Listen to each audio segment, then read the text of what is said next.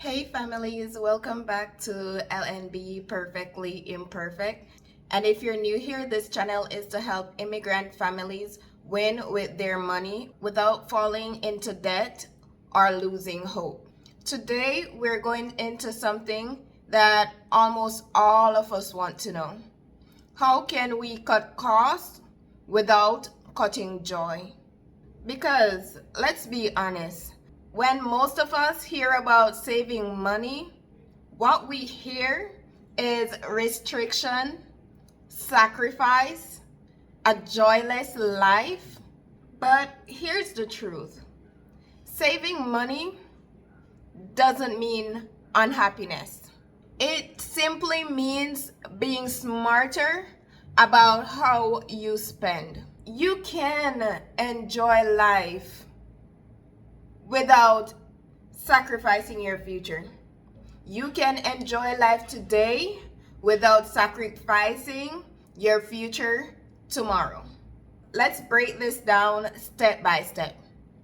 Part 1, the myth of miserable saving. So first, let's kill this myth. Most people think that frugality means misery. They picture eating rice every night, rice and butter or something. I don't know what they picture at this point. Rice every night, no gifts, no outings, no joy. But savings isn't about punishment. It is about priorities. When you know what matters most to you and your family, you can prioritize those stuff and cut costs in areas that does not matter as much. That's where you protect spending in areas that matters to your family. For example, if family meals is important to you and your family, you don't have to cut family meals. What you can do is buy groceries and cook at home. You can still have your family meal. Find ways to make it cheaper, like even having a picnic. It doesn't have to be going to a restaurant. Another example is if traveling or sending money to your family abroad is important to you. You can start budgeting. Budget for those things while trimming in regards to stopping some stuff in areas that are not as important, like subscriptions. So you have to sacrifice somewhere for sure, but you can sacrifice something that doesn't have that meaningful thing to it, like the other stuff that you need to do, that you want to do. It is not about less life. It is about more life managed wisely. Part 2, smart savings in everyday life. So let's talk about practical ways that immigrant families can save money by cutting costs without cutting joy. The first one is groceries. We can meal prep. This is gonna help you to buy less groceries if you meal plan for the week and you know what you're going to cook this week. You don't have to buy a lot of groceries that are going to stay in your fridge and spoil, because I see that happening a lot. You don't plan for what you're going to cook. You buy a lot of groceries that you do not go through, and then they stay in your fridge for a long period of time and you don't use it. You throw it away eventually. So you wasted that money right there. 2 is to shop in bulk.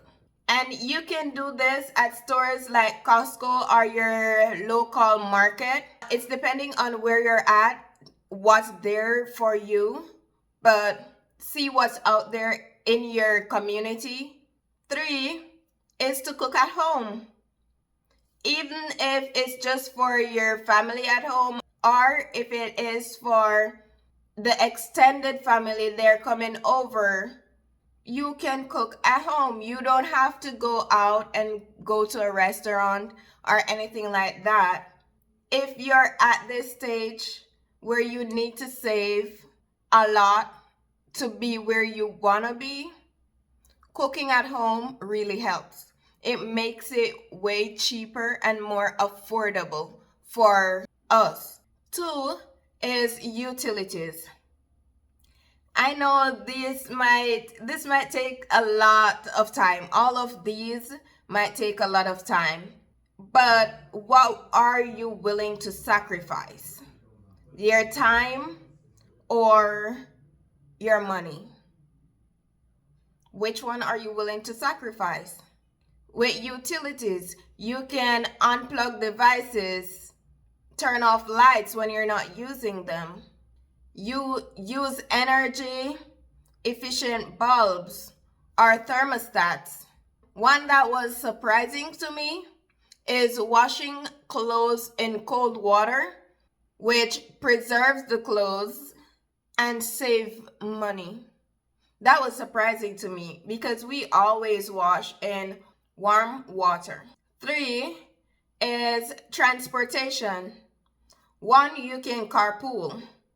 If you work with someone that lives by your house, live close to you, you can carpool to a family or friend that's going by where you work. You guys can decide who is going to drive which days of the week, so you don't have to buy gas that often because you're sharing that with that person. Yes, you'll still have to pay insurance and all of those, but carpooling saves with gas. Another thing that will save with gas is if you plan errands before you go where you're going.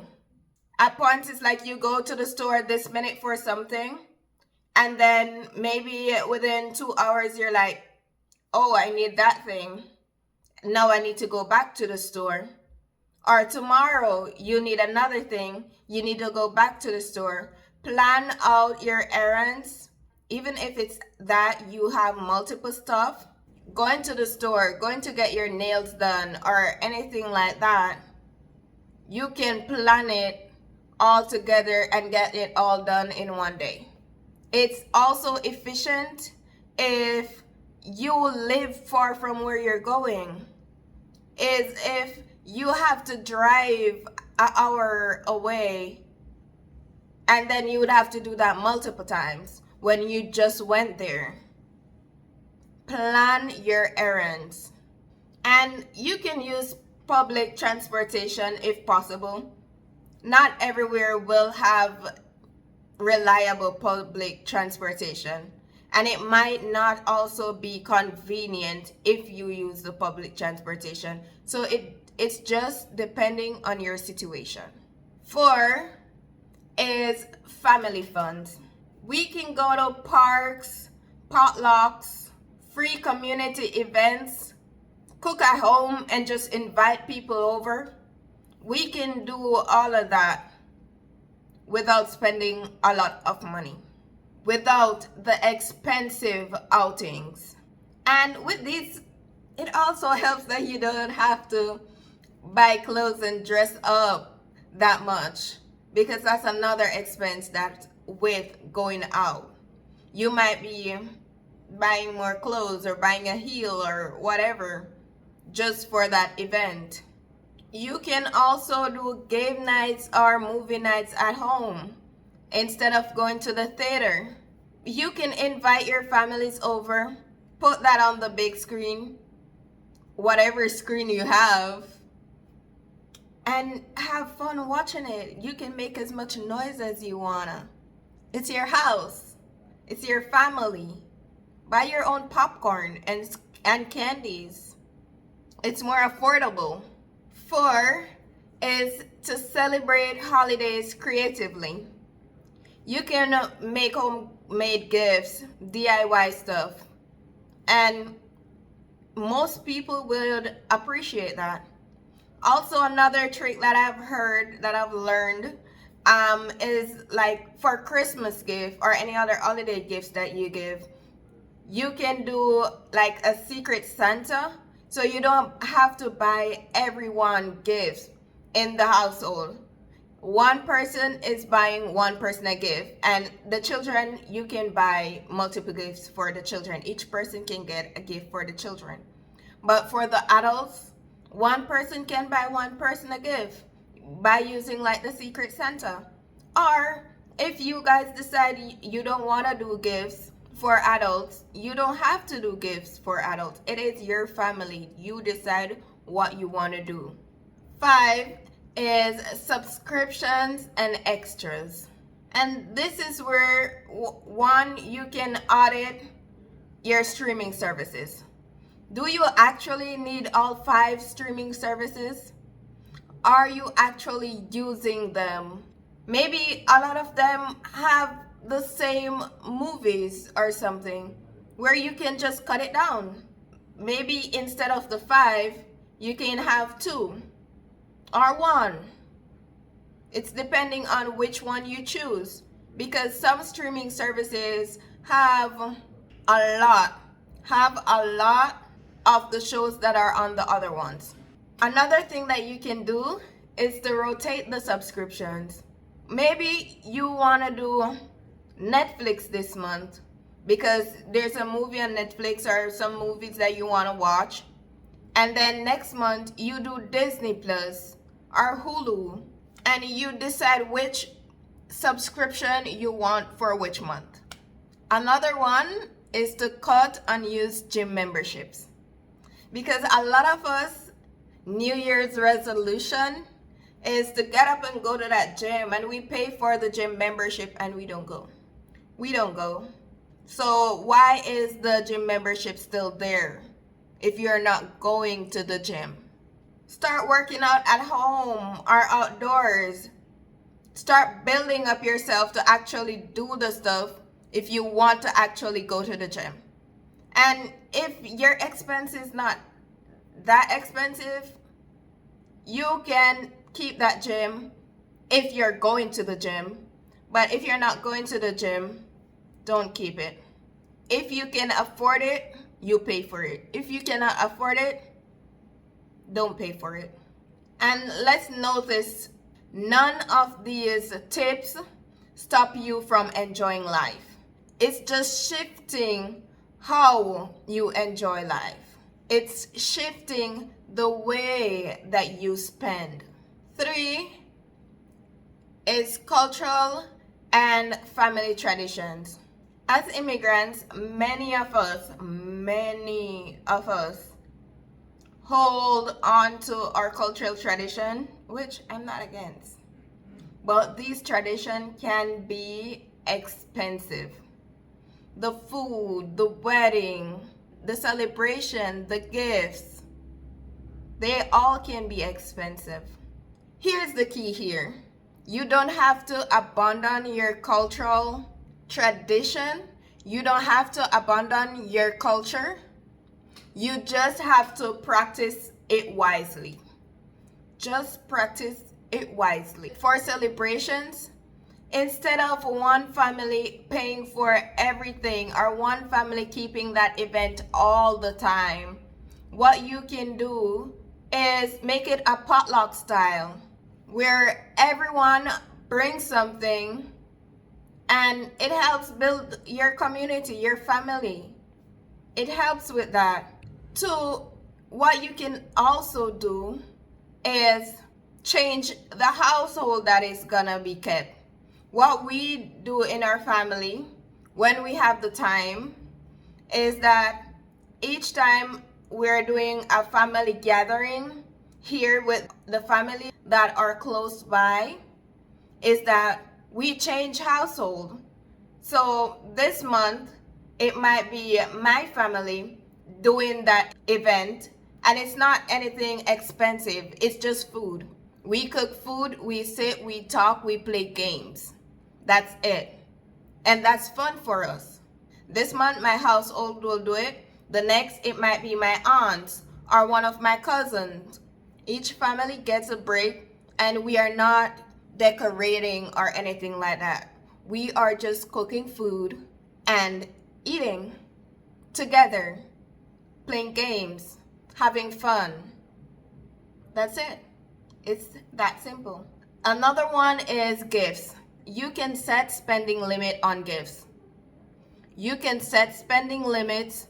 You can decide that you guys are gonna do homemade gifts, DIY stuff, meaningful gifts for your people. A photo, time spent with your family is generally more meaningful than store-bought gifts. Another one is travel. If you send money home or if you're traveling in home, budget for it.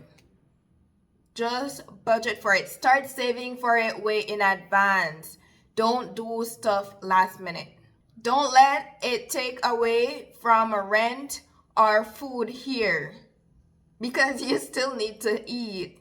You also need somewhere to live. If you're traveling home, save monthly in that budget. Save monthly. Maybe you know you're going to travel next year. Start saving from now. You can also have a travel fund in your budget. I have a travel fund in my budget. You can have a travel fund in your budget. Put that travel fund towards traveling. Maybe it's next year and you're saving $100 a month for next year. Depending on where you're gonna be at, depending on how much you'll have, but you'll also need to know what you're going to spend when you get there. Do you have to rent somewhere? Do you have to go to a hotel? Or are you going to stay with family? How much will you need to spend? Plan for that and then budget for it. Now remember, culture is about connections. It is not about cost. Don't let money pressure steal the joy of your culture, of your tradition, of your family. Don't let money pressure steal that joy. Part 4 is the joy of simple living. Sometimes the most joyful moment is the cheapest.